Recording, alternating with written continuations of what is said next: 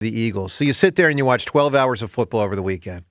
What was the main thing that hit you from an Eagles standpoint watching those 8 teams play? They got work to do. Yeah. They got massive work to do. They got to get better on the offensive line. And you see some really, really good defenses. You know, the Eagles have a good defense, but, you know, as a defensive guy, my goodness, you know, the hair stands up on my neck when I watch the Houston Texans play, because they play like our defense played. Like, they take no quarter. They give nothing. They try to hurt you. They try to demoralize you. And to me, that's the way the game is meant to be played. And you can tell that they're coached extremely well. You can always watch a defense, and a lot will tell you how fast they play, tells you how well they're coached, and how they understand what the defense is trying to do. Have 4 interceptions and a fumble and still be in that game. If the Eagles could figure out, you know, how to get their offensive situation together, and then take their defense to another level as far as how they play the game and the speed with which they play the game, my goodness, they'd be untouchable. Tying to that with the Eagle defense, Nick Sirianni has been outspoken about winning the turnover battle. And it drives conversations about Jalen doing this, Jalen not doing that. He doesn't want to turnover reverse. But the Eagle defense, as good as it was this year, not a big turnover defense. You compared the Texans' defense to your defense and do the Eagles have to play a more aggressive defense to try and get to? I know you can't game plan turnovers. You can game plan thought processes and attitudes, but sometimes you get them, sometimes you don't. But maybe their attitude isn't good enough to force as many turnovers as they may need. Well, that's why, you know, a lot of people think, Jody, that I am Buddy Ryan-minded when I talk about pressure. Because turnovers don't come just because you want them. Mm-hmm. There's a word that always precedes turnovers with a capital F. They are forced. And the only way that you force them is with the mindset. Like when you look at Chicago and you look at teams like that, they are ripping at that ball all the time. That's a mindset, because things like that don't just happen. Every once in a while you'll luck into a tackle and put a shoulder pad or a hand or a helmet on the ball and pop it out. But when that's harped on day and night, now all of a sudden it becomes part of your regiment. It's how you go about playing the game. Being able to get to the quarterback and force him off his spot, to make him feel uncomfortable, to speed up his process. And I understand why some coaches don't do it, because they don't have the personnel. That's why I think that as much as we talk about the Eagles needing to, you know, draft offensive line, they need another corner on the other side. Like, you can't play defense hamstrung like that, where everybody knows where the weakness is.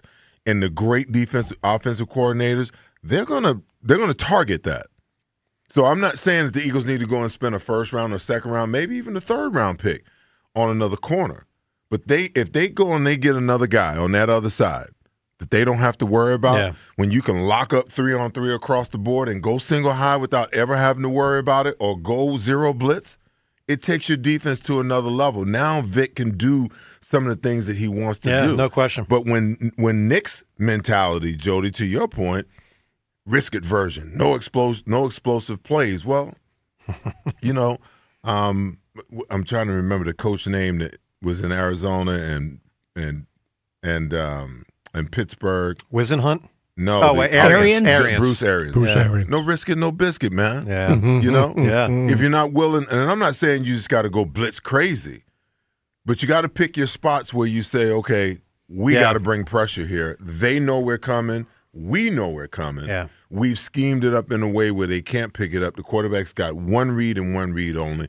And if it's the wrong one, he's on his ass. It's an interception, it's a fumble, or it's an incomplete pass, and we're off the field. Yeah. Yeah, Seth with us as he is. By the way, our final time having Seth in studio. Are we done already? No, I'm just. That's what my boss told me, Seth. That's what he said. Trust me, your boss ain't calling no shots here. I'm out of here today. That weather.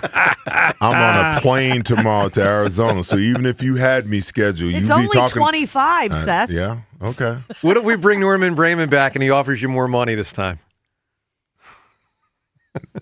That wasn't funny. It wasn't even funny. It wasn't even the money. Like when I made a decision to leave Philadelphia, Joe, it was strictly about Norman Brayman and Richie Kotite. I never wanted to leave. I know you didn't. Like I would have probably taken less to stay because this was home. But as long as I had to play under those two guys, there was no way in hell I was coming back. No, I get it, man. I do. One more thing, then we'll go to the phone. So I haven't brought this up yet, but of the things that stood out to me this weekend, this was another pretty big one for me, and I'm curious if this resonated with the four of you. We all know Seattle looked the best, and we all know they're better than most of us thought, certainly way better than I thought they were. I thought they looked hungry. I thought they like when I viewed this Eagles team this year, and I was very generally proud with the defense. I wish they'd played better versus San Fran, but I thought the defense played a pretty damn good season. But man, I can't say the Eagles' offense looked hungry. And I thought I know Seattle Stadium was rocking with 80,000 to going crazy, to get the kickoff right away, the whole deal. But, I just thought they looked like the whole team was with their hair on fire. Did you guys notice that? You know what, Jody, success makes some people fat.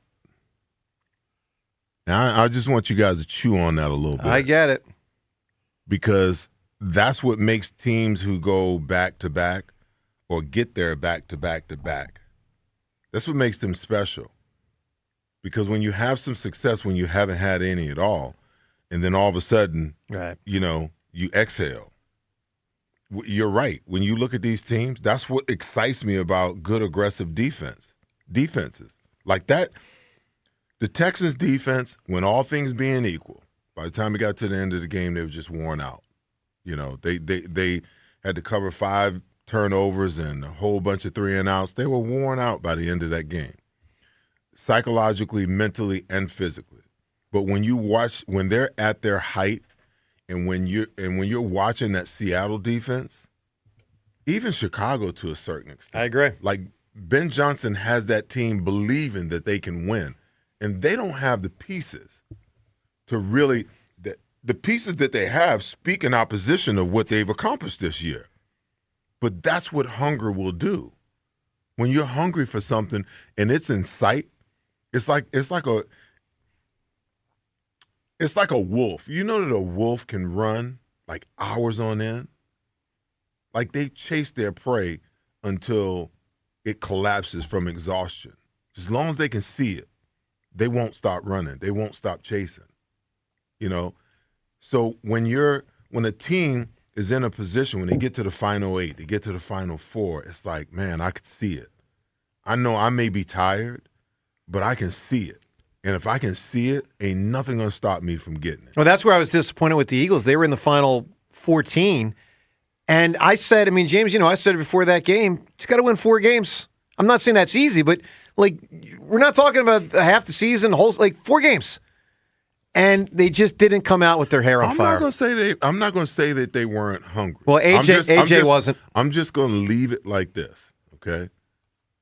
Not everybody's wired for continual success. Sure. Some people get a little success and they get fat. Yeah. And it changes their mindset. I'm going to steal that. Eagles need more wolves on defense. I'm going to be using that for years going forward. Thank you, Seth Joyner. By the way, just real quick, one of the great lines ever in sports. Jerry West one time, it's pretty late in life, died obviously about 2 years ago. He said, all these people talk about dogs. This guy's a dog. This guy's good dog, not bad dog. This guy's a dog.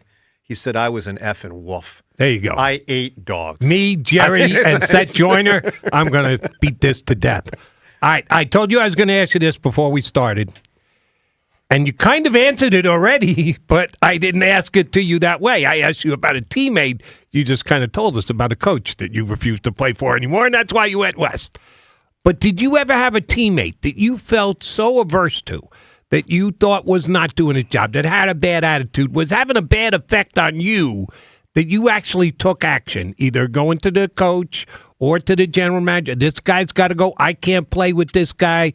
We're believing that's the case with A.J. Brown. That's what's being reported. His relationship with the quarterback has just disintegrated. Did you ever have a teammate like that so annoyed you, so got on your case, so made you madder than heck that you said, I need to tell somebody about this or I have to threaten to take an action? Yeah, our whole offensive line, 91, 92, Joe. I mean, it's what got me in such trouble, because not only was I talking about how bad the unit was talking to, it came down to a point where, I was so out of my mind, it got to a point I was like talking about different players. Antone, Pink Floyd. And the head coach, But, Jody, what I learned is, I did it in a public way. Going to somebody who can affect change, I never thought I had that power. In my ignorance, I thought that if I spoke on it, that would motivate guys, to give a little extra. But what I now realize is, they were out there giving the best that they had. Their best just was not good enough. Right. Okay? So, and in that moment, I couldn't handle it because I could see the mountaintop. Like I was one of those wolves that was chasing, you know what I'm saying? Because I knew we had what was necessary on the defensive side of the ball. We just needed a little bit of offense. But you can't make a dog a wolf. Can't make a cat a wolf. And we had a few cats at the time, and me going to ownership or anybody in power to talk about it wasn't going to change that, because somehow, some way, they looked at that guy and said he's good enough to get the job done, where clearly he wasn't. Yeah, they also picked those players, which makes it complicated too.